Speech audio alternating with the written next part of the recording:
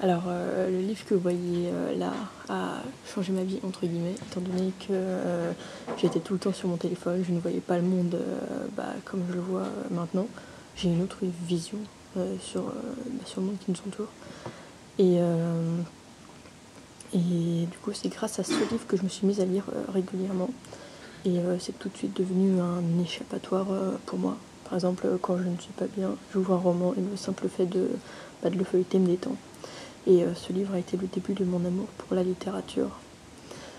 Et pour la petite anecdote de ce livre, j'étais partie à McDo avec ma grand-mère pour manger.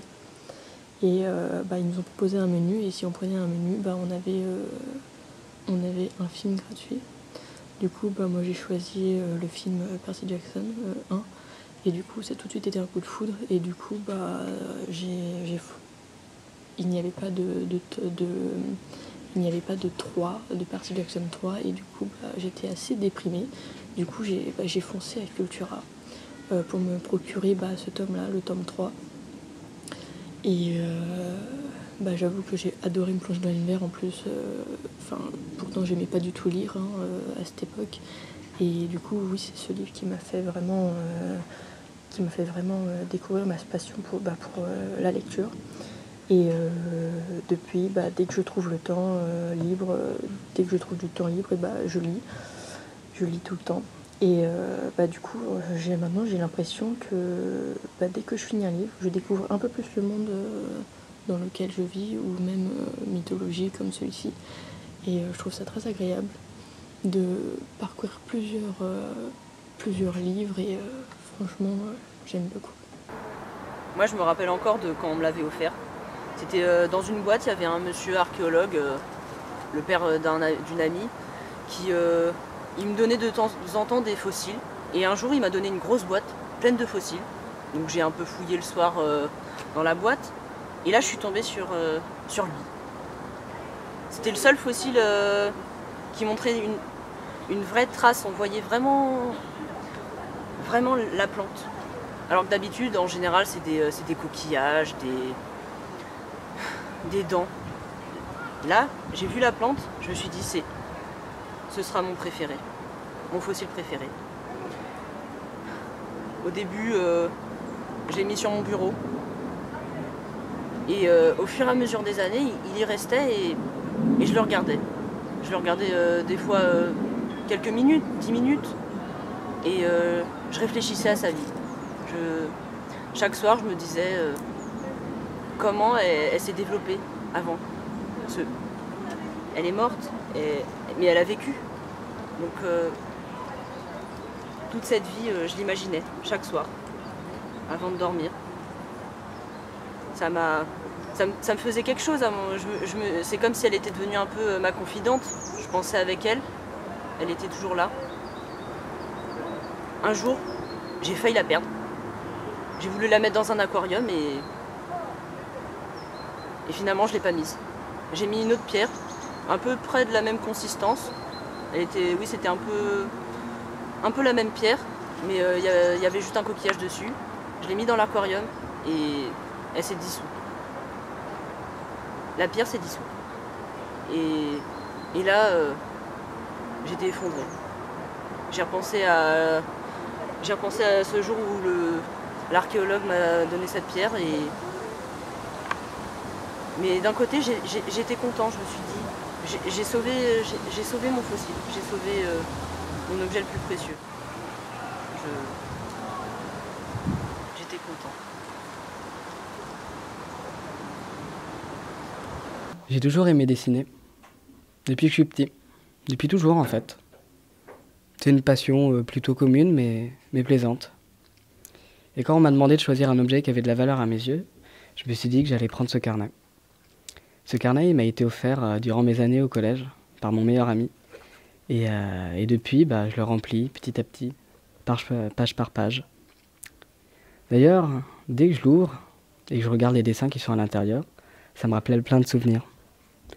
Par exemple, ces dessins, les 2 premiers, je me souviens que je les avais faits lors d'un voyage au sport d'hiver avec ma famille. D'ailleurs, celui-là, je l'avais colorié avec des feutres que ma mère m'avait offerts. Je crois que c'était à Noël. Ce carnet, il est vachement bien aussi parce qu'il me permet de créer plein de choses, des personnages, des histoires. Et puis, quand je m'ennuie, par exemple, en cours, eh ben, je dessine. Je dessine plein de trucs différents, plein de styles différents. Par exemple, dernièrement, en cours de maths, je m'ennuyais. Et du coup, j'ai dessiné ça. Alors moi, mon objet, c'est une photo de mon père et moi. En fait, sur la photo, mon père est en train de dormir sur le canapé. Moi, je dors dans mon transat et on voit sur la photo en fait que je tiens son doigt pendant que je dors. Et j'aime bien cette photo parce que ça change des photos habituelles, de moi qui suis en train de jouer ou de moi qui suis en train de me doucher. Et j'aime bien parce que j'ai pas beaucoup de photos avec mon père, parce qu'on passe pas forcément beaucoup de temps ensemble. Et enfin, voilà quoi, je trouve que c'est bien d'avoir un moment père-fille capturé en photo. Voilà. Alors on m'a demandé de choisir un objet qui me tenait vraiment à cœur, qui était très important pour moi. Moi c'est ma baguette de batterie, qui me permet du coup de jouer à la batterie. La batterie c'est vraiment un instrument qui compte pour moi parce que j'y joue régulièrement et ça me permet de m'exprimer tous les jours. C'est un instrument qui est facile à apprendre, en plus ça fait 4 ans que j'en fais. C'est un peu comme l'orchestre du groupe, c'est lui qui dit le tempo, le temps qu'il faut suivre. Et c'est un objet qui est très complexe, c'est pour ça que j'adore y jouer. C'est pour ça que cette baguette elle compte aussi pour moi parce que elle a été donnée par mon grand-père. Et mon grand-père a été énormément présent au moment où je voulais faire de la batterie. Il m'a encouragé, il me disait à chaque fois comment faire, comment tenir une baguette, comment bien jouer, comment être dans le tempo, suivre le rythme, tout ça. Et il m'a dit, tiens, prends cette baguette, comme ça le jour en concert où tu joueras, tu penseras à moi. Et du coup, depuis que j'y joue, j'arrête pas de penser à ce qu'il me dit. Je me dis que c'est grâce à lui que je fais cet instrument. Et cette baguette, un jour, malheureusement, elle a fait faux bond. Elle m'a échappé des mains lors d'un concert. C'était sa deuxième, donc on jouait avec 2 baguettes à la batterie. Et j'ai dû finir avec une seule baguette, donc c'était celle-ci. Je vais vous parler de ma carte Navigo. C'est un objet que je me suis procuré milieu 3e, début seconde. Et c'est un objet qui a changé mes journées. Parce qu'avant j'avais l'habitude soit d'acheter des billets de train ou soit de frauder. Et avec la carte Navigo, je peux aller où je veux, quand je veux. Je peux être tranquillement dans le bus sans stresser s'il y a des contrôleurs ou pas. C'est un objet que j'ai toujours avec moi. Si après je l'oublie, dans le bus je suis mal, je stresse. C'est un objet que j'ai tout le temps sur moi. Je l'ai tout le temps avec moi et ça a changé mon année. Bonjour, je suis Antonin Graviou et je vais vous présenter mon objet, enfin plutôt mon cône, mon fils Barnet. Et alors, pour commencer, je vais vous raconter son histoire. Donc moi et son oncle, on était en train de se balader dans ce bois-là, le bois des éboulures. Il y avait eu des tempêtes avant, il y a eu de la pluie et tout ça, et ça a fait mis plein d'objets dans la forêt. Donc on se balade et tout ça, et tout d'un coup, on tombe sur un cône. Et on fait « Mais mec, c'est trop génial !» Et du coup, on l'a pris, et, parce qu'on a toujours rêvé d'avoir un cône et tout ça. Et on est allé chez moi. J'ai trouvé des lunettes du Tour de France, donc voilà, c'est assez unique quand même comme objet, on trouve pas ça partout, voilà.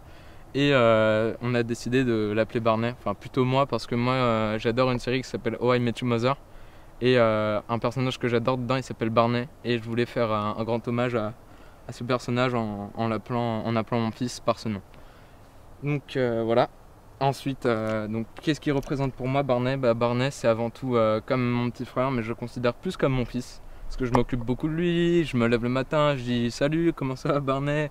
Je le fais manger, je le fais sortir. Cet été, je l'ai emmené avec moi en vacances, on a croisé Scred, le compositeur d'Orelsan et son producteur, et on a fait une photo.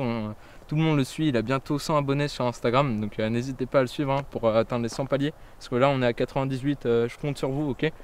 Mais sinon, voilà, et je m'occupe de lui, je l'emmène au lycée, tout ça, et pour moi, c'est vraiment un fils, c'est quelque chose qui compte beaucoup pour moi, Barnet. Et si je le perdais, je serais le plus triste, quoi. Jamais je pourrais imaginer ma vie sans Barnet et il m'a rendu ma vie formidable.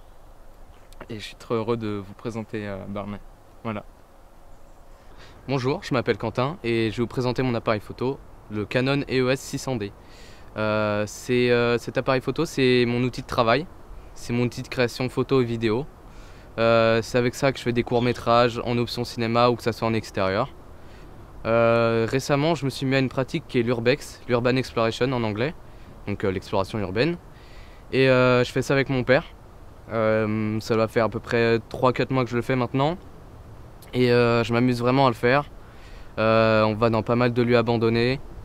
Récemment, j'ai fait des tanneries abandonnées, parfaitement en l'état. Et ce qui est intéressant avec ça, c'est qu'on peut s'imaginer ce qu'il y a derrière, l'histoire du lieu, les gens qu'il y avait, tout autour de ça. Et on lie tout ça avec la photographie et la vidéo. Donc bientôt, je vais pouvoir faire des courts-métrages dans ce genre de lieu.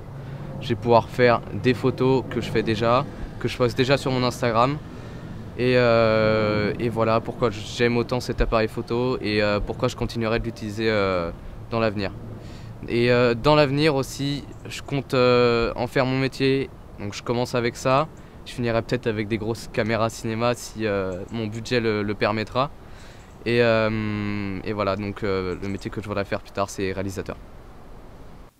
La seule chose qui a le plus d'importance pour moi, c'est mes dessins. J'ai toujours dessiné, même si j'ai jamais été très bonne. Pourtant, je le faisais quand même, parce que c'est un bon échappatoire. On peut représenter ce que l'on veut. Dedans, il y avait de la fierté. Même les dessins les plus moches, et ceux où il n'y avait que moi que je comprenais, j'y avais quand même de la fierté. Ça me donnait une certaine confiance en moi. Je me prouvais que j'étais capable de faire quelque chose. J'ai plus trop le temps de le faire maintenant, mais c'était très fréquent avant, parce que j'avais pas beaucoup d'amis et j'étais extrêmement renfermée. Ça me donnait une espèce de haine. Du coup, la seule façon de pouvoir m'exprimer était de dessiner. Tous mes dessins ont une histoire et représentent des passages dans ma vie. Je suis tellement concentrée dedans que ça me fait m'oublier moi, mes problèmes, la vie. Le temps s'arrête presque. Je vois pas le temps défiler. J'aime aussi le fait qu'il soit une trace de mon passé, une preuve de mon évolution. On voit à travers eux que j'ai grandi, autant artistiquement que mentalement. Je m'en séparerais pour rien au monde, et si je venais à les perdre, je déprimerais sûrement. Donc ce collier, c'est ma grande sœur qui me l'a offert il y a 4 ans. Elle passait son bac et elle avait décidé de sortir avec ses amis à Disney. Au début, mon père il était vraiment contre parce qu'elle devait y aller en week-end et il ne voulait pas la laisser. Donc j'ai un peu beaucoup aidé ma sœur en persuadant mon père. Elle a réussi à aller au week-end. Et quand elle est revenue 2 jours plus tard, elle avait un sac avec des cadeaux et tout ça. Et elle était revenue toute contente, elle était vraiment hyper contente. Elle avait un sourire enfantin, elle nous racontait les personnages Disney qu'elle avait vus, les jeux qu'elle faisait, les émotions qu'elle avait et tout ça. C'était la première fois que je voyais ma soeur comme ça.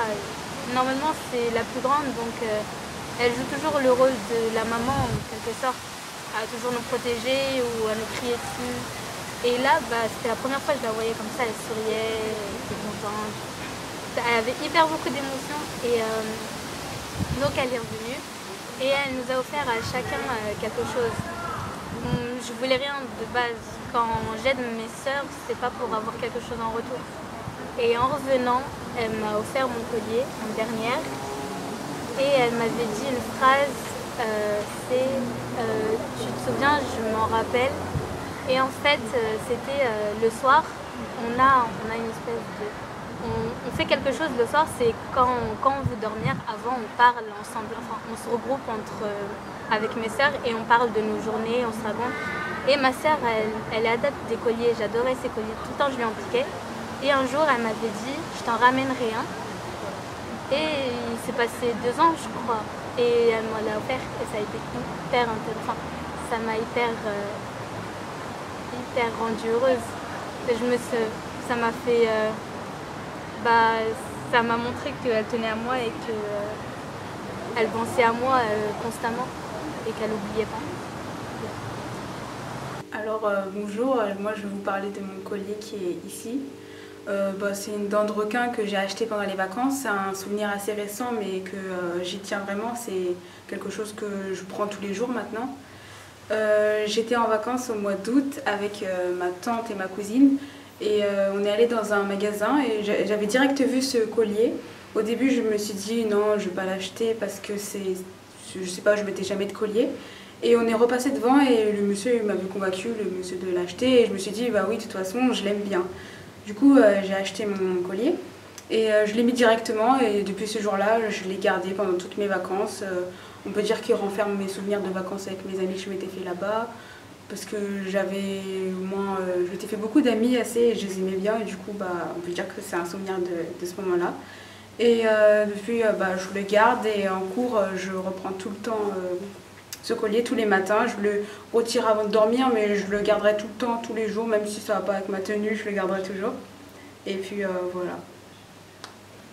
Bon, bah voilà, aujourd'hui, je voudrais vous présenter un objet qui me tient à cœur. Bah voilà, c'est mon clavier. Pour moi, c'est un objet précieux que j'utilise tous les jours. Rien de le toucher, ça me donne des frissons. Bah, c'est un objet qui me permet soit de faire mes devoirs ou parfois de discuter avec des camarades ou soit à travers les réseaux sociaux ou par des gens en ligne. Et voilà, c'est un objet qui me tient beaucoup à cœur. C'est, comment dire, il fait partie de ma vie parce que je le côtoie tous les jours et voilà. Les objets que je vais présenter aujourd'hui, c'est pas un objet, c'est tous mes bracelets, donc tous ceux qui me tiennent à cœur parce que soit je les ai eus de personnes qui sont chères pour moi, soit dans des moments qui m'ont marqué et c'est comme des espèces de souvenirs qui sont tout le temps sur moi et du coup ça m'aide à avancer et ça me rappelle des bons moments donc ça m'aide.